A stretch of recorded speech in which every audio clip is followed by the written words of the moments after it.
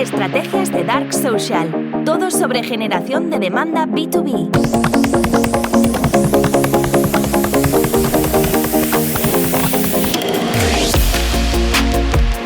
Bienvenidos una vez más a un episodio de Estrategias de Dark Social. Estoy dándole fuerte últimamente al podcast, la verdad. Hay muchos contenidos, muchas cosas de las que hablar. Y hoy rescatamos del cajón de los olvidos un tema que me gusta bastante, que es bastante interesante, que no creo que tenga una respuesta que se pueda aplicar a todos los equipos, pero que sin lugar a dudas creo que abre la puerta a un debate muy interesante que en muchas organizaciones por lo menos es planteable. Invita a la reflexión y creo que una reflexión muy válida. Ahí va, una controvertida, Los SDR o BDR, cada empresa lo llama de una forma distinta, ¿no? Sales Development Representative, Business Development Representative, equipo de ventas, equipo comercial, desarrollador de negocio. Hay muchos nombres para un mismo equipo, para un mismo perfil, que es el que cierra las ventas. Entonces, ¿esos SDR deberían comisionar siempre a éxito o no? ¿Podrían tener un modelo de remuneración que fuera sencillamente fijo? Y esta pregunta, desde mi prisma, desde mi punto de vista, tiene mucho trasfondo, mucho. Porque no tiene que ver tanto con cómo queramos motivar al equipo de ventas, sino en cómo esté estructurada la empresa desde el punto de vista de cómo se generan las oportunidades y cómo se convierten en ventas. En empresas B2B no siempre tiene sentido que un representante de ventas, vamos a llamarlo así, cobre siempre por éxito o a éxito. Para mí hay tres modelos, incluso que se podrían ordenar de forma cronológica de ventas. Uno, el de la empresa tradicional de toda la vida, pre-internet, más al puro estilo Lobo de Wall Street, Wolf of Wall Street, por si habéis visto la película, en la que una persona que se dedicaba a las ventas lo que tenía que hacer era levantar el teléfono, salir a la calle, hacer lo que fuera para conseguir prospectos y de ahí acompañar a esos prospectos en todo el círculo de ventas. Hablamos del marketing B2B más tradicional. Luego, claro que hay muchas excepciones, muchos casos, pero vamos por ahí. Entonces, esa persona de ventas se encargaba de todo, desde encontrar el prospecto, quizás desde el listín telefónico hasta convertirlo en ventas. Entonces, ese perfil, lógicamente, tiene que estar muy motivado. Luego hay un segundo modelo de empresa, que es probablemente el que nazca en la época de Internet, en que ya hay un departamento de marketing que genera una gran cantidad de leads, lo cual pues muchas veces compite con un equipo de ventas trabajando a puerta fría. Esos leads que marketing genera normalmente no se encuentran en momento de compra, ya que en el 70-80% de los casos ni siquiera han identificado la necesidad o ni siquiera han decidido resolverla todavía, ¿no? Pero sin lugar a dudas hablamos de leads que no han mostrado tener intencionalidad de compra. Y precisamente por esa baja cualificación de los leads, en estos casos el representante de ventas tiene que ser muy vendedor para poder convertirlos, tiene que hacer muy bien su trabajo. Se requiere, por tanto, una gran formación en ventas o tener ese no sé qué que tienen algunos de ventas que lo saben hacer muy bien de forma natural y sobre todo una gran motivación. Y esa motivación se compra muchas veces con dinero, es decir, en base a comisiones. En estos dos primeros modelos, tanto si estás de acuerdo en que sean en orden cronológico o no, pero en que el peso del representante de ventas es muy importante para poder conseguir resultados, eso es convertir prospectos, ya los consiga él mismo o el departamento de marketing, en ventas, es muy difícil y por tanto se necesita un equipo de ventas altamente motivado y ahí estoy de acuerdo, qué mejor que una buena comisión. Ahí es cuando realmente el departamento de ventas hace ventas de toda la vida, ¿no? Y son muy buenos identificando qué necesita el comprador, cómo entenderle, cómo poder hacer una propuesta que realmente solucione esas necesidades del comprador. Y eso hay vendedores que lo hacen de maravilla, pero de maravilla. Yo que he tenido la suerte, por ejemplo, de trabajar en el Grupo Planeta, cuenta la leyenda de uno de los grandes vendedores de esa empresa. Es la única empresa de Europa que todavía tiene un equipo de 300, 400 personas que venden a puerta fría, como se vendían en enciclopedias, y cuenta la leyenda de uno de los grandes vendedores que tenía.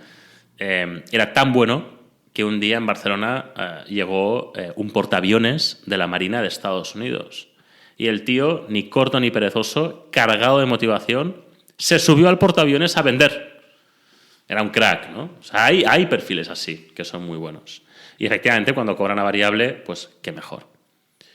Pero, efectivamente, se pueden hacer las cosas de otra manera. La mayoría de los casos, y hablo del más del 50%, por eso digo mayoría, son leads que son SQLs o SQOs, Sales Qualified Leads o Sales Qualified Opportunities, porque efectivamente han identificado la necesidad, se encuentran en el momento de compra, pertenecen al comité de compra y, lo más importante, lo saben todo sobre nosotros.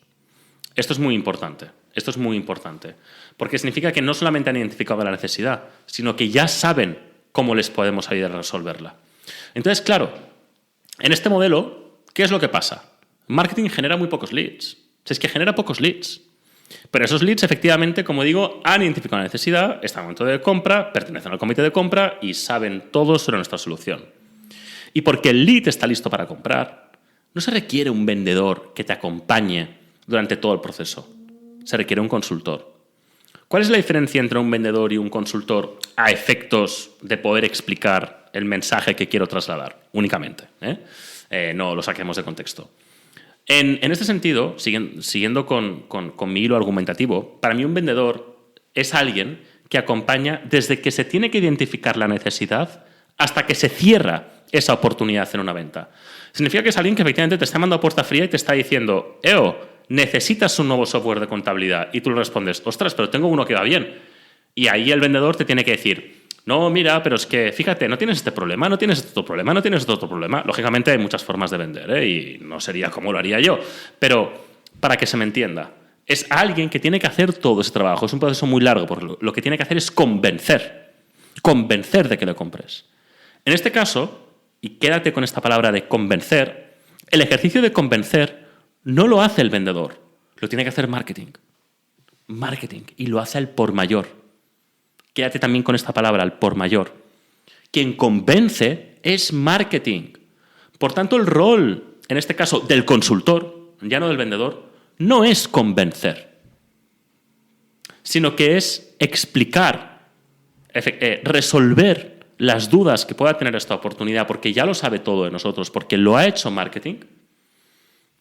Y lo único que tiene que hacer es adaptar soluciones a la medida del cliente, entender bien qué es lo que necesita el cliente, igual que haría un vendedor, por supuesto, y adaptar, por tanto, las soluciones.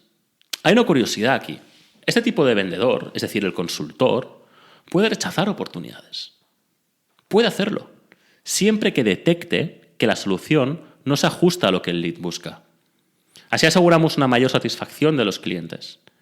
Pero sobre todo, incrementamos nuestra reputación a largo plazo. Y eso es Dark Social, porque nos referirán. A mí si un proveedor me dice: esto no es para ti, me quedo con muy buena imagen de ese proveedor, pero muy buena. Siempre que contratamos un proveedor, sobre todo en servicios, pensamos: ¿realmente me ha vendido algo o me está ayudando? O me va a poder ayudar, ¿no? Si te dicen que no, ostras, a mí alguien que me diga que no, a esa empresa la voy a recomendar. Y lo sé, porque lo he visto. Entonces, claro, en el caso del vendedor hay que motivarle con dinero, porque necesita convencer. Perdón, lo he dicho mal. Hay que motivarle con dinero porque necesita generar sus propios prospectos a puerta fría, y ese es el proceso duro. La parte de convencer que tiene que hacer el vendedor es la parte dura, es la parte difícil. La parte bonita, en la que no se requiere ese grado de motivación extremo, es la parte en la que ya delante tenemos una oportunidad y lo que hay que cerrar es ese cliente. Al vendedor no le cuesta ese tipo de ejercicio. Lo sé porque lo he hecho y he trabajado con equipos de ventas. Cuando la oportunidad está generada, ese proceso es mucho más bonito, requiere mucha menos motivación. Entonces, en el segundo caso, el consultor lo que hace es asesorar Y así hay que retribuirle, por supuesto. Pero ese trabajo de asesoramiento se puede retribuir de forma fija, a mi modo de ver, total y absolutamente. Entonces, otra cosa es, hay muchos equipos que se apoyan mucho en la venta fría, que tienen un equipo de venta fría y un equipo, efectivamente, de consultores. Y en ese caso, efectivamente, la retribución es muchas veces distinta.